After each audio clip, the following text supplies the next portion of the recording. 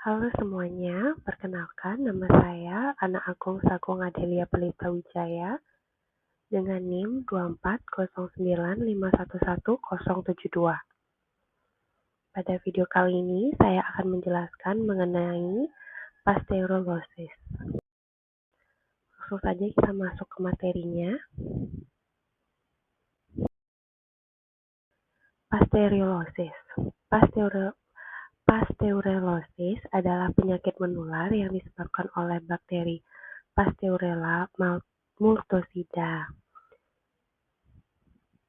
Pasteurolosis adalah penyakit menular yang disebabkan oleh bakteri Pasteurella multocida. Penyakit ini sering menyerang sapi, kerbau, kambing, hingga unggas dan menyebabkan kerugian ekonomi yang cukup besar. Penularan bisa terjadi melalui kontak langsung antar hewan, percikan udara atau droplet, dan juga dari lingkungan yang terkontaminasi. Peran laboratorium veteriner sangat penting di sini karena diagnosis dini dapat membantu mencegah penyebaran lebih luas. Selanjutnya adalah karakteristik patogen. Agen penyebab penyakit ini adalah Pasteurella multocida. Bakteri ini termasuk gram negatif berbentuk kokobasil, tidak membentuk spora, dan bersifat non-motil. Ia juga bersifat fakultatif anaerob, artinya bisa hidup dengan atau tanpa oksigen. Faktor virulensinya adalah kapsul polisakarida yang melindungi bakteri dari sistem imun inang. Menariknya, bakteri ini juga bisa ditemukan di saluran pernapasan atas hewan sehat sebagai flora normal. Jadi, bisa menjadi patogen ketika kondisi hewan sedang stres. Selanjutnya adalah patogenesis. Infeksi biasanya dimulai dari kolonisasi bakteri di saluran pernapasan atas. Faktor pemicu seperti stres, perubahan lingkungan, atau infeksi sekunder dapat menyebabkan bakteri ini menjadi aktif. Faktor virulensi yang utama adalah adhesin, enzim jaringan, dan toksin PMT.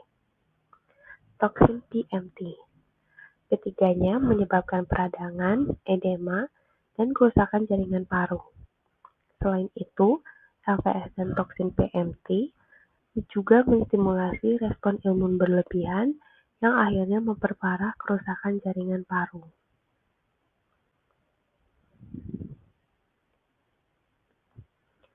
Selanjutnya adalah gejala klinis. Secara klinis, penyakit ini bisa muncul dalam 3 bentuk, akut, subakut, dan kronik. Pada bentuk akut, gejalanya adalah demam tinggi, sesak nafas, batuk basah, edema di daerah submandibular, hingga kematian mendadak. Pada bentuk subakut, hewan terlihat lesu, kehilangan nafsu makan, keluar cairan dari hidung, dan terjadi pneumonia fibrinosa. Sedangkan pada kasus kronik, batuk berlangsung lama dan terjadi penurunan berat badan, khusus pada unggas, dikenal dengan nama fall cholera, yang ditandai dengan jengger berubah menjadi warna kebiruan, atau cyanosis dan adanya eksudat pada sinus.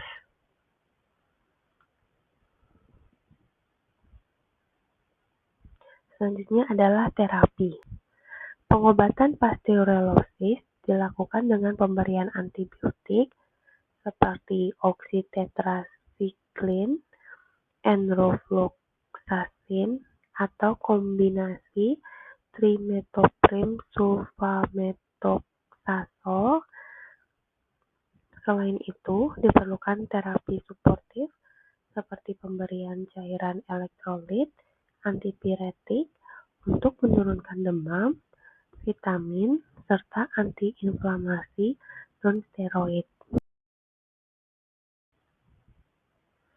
Namun, sebelum memberikan antibiotik, penting dilakukan uji kepekaan agar tidak menimbulkan resistensi. Untuk pencegahan jangka panjang, vaksinasi menggunakan serotipe lokal juga sangat dianjurkan.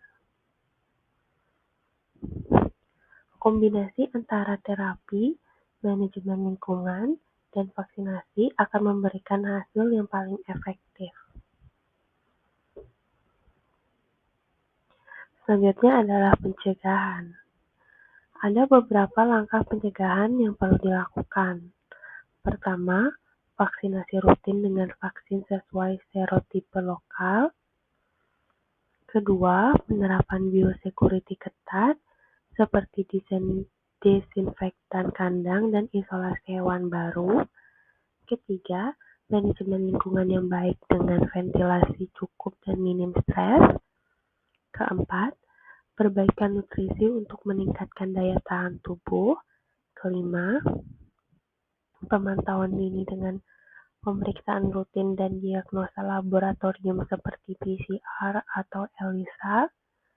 Dan terakhir, edukasi peternak serta pengawasan kesehatan oleh dokter hewan sangat diperlukan untuk mencegah kasus berulang.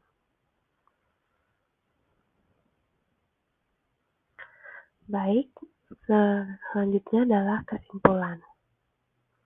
Pasteurolosis merupakan penyakit bakterial penting yang disebabkan oleh Pasteurella multocida dan menyerang berbagai jenis hewan ternak dan berdampak ekonomi tinggi. Bakteri ini memiliki faktor virulensi utama seperti adhesin, toksin PMT, dan LPS yang menyebabkan kerusakan jaringan serta gangguan sistem imun. Patogenesis dimulai dari kolonisasi saluran pernapasan atas yang diperparah oleh stres dan infeksi sekunder. Gejala klinis umum meliputi demam, dyspnea, edema submandibular, batuk kronis, hingga kematian mendadak pada kasus akut. Pengobatan yang dilakukan dengan antibiotik seperti oxytetracycline atau enrofloxacin disertai terapi suportif. Namun resistensi antimikrobal perlu diwaspadai. Pencegahan efektif dilakukan melalui vaksinasi berbasis serotipe lokal, biosecurity ketat, dan manajemen lingkungan yang baik. Pengendalian pasteurolosis memerlukan pendekatan terpadu antara diagnosis laboratorium, pengobatan rasional, serta manajemen kesehatan hewan yang terpadu dan berkelanjutan. Baik, sekian video dari saya. Mohon maaf apabila terdapat kesalahan, baik itu disengaja maupun tidak disengaja. Akhir kata saya ucapkan terima kasih.